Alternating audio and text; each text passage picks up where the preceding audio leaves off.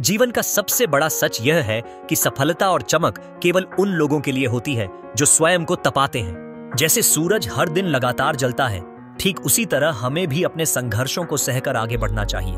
आत्मनिपुणता के इस मार्ग में कठिनाइयों का सामना करने की जरूरत होती है, क्योंकि यह संघर्ष ही हमें मजबूत बनाता है। जब हम सूरज की तरह जलने की बात करते हैं, तो इसका अर्थ है कि हमें अपने भीतर की शक्तियों को पहचानना होगा।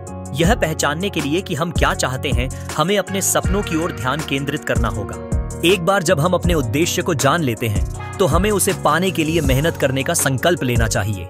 यह मेहनत हमें न केवल हमारी सीमाओं को समझने में मदद करती है, बल्कि हमें अपने भीतर की गहराइयों से भी परिचित कराती है। इस प्रक्रिया में असफलताएं आना स्वाभाविक है। जैसे सूरज के सामने बादल कभी कभी आते हैं, हमारी राह में भी बाधाएं उठ सकती हैं। लेकिन हमें याद रखना चाहिए कि सूरज के प्रकाश को बादल भी रोक नहीं सकते। हमें अपने सपनों को साकार करने की राह में आने वाली हर चुनौती का सामना करना चाहिए। हर बार जब हम गिरते हैं, हमें उठकर आगे बढ़ने की प्रेरणा लेनी होगी।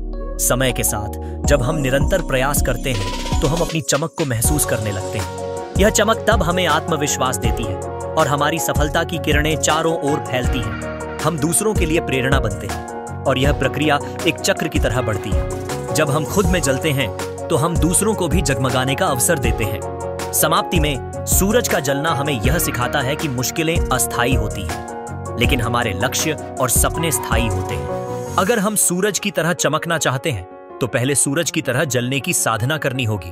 अपने प्रयासों का लगातार प्रकाश फैलाते रहिए और आपको अपने जीवन में वांछित सफलता अवश्य प्राप्त होगी।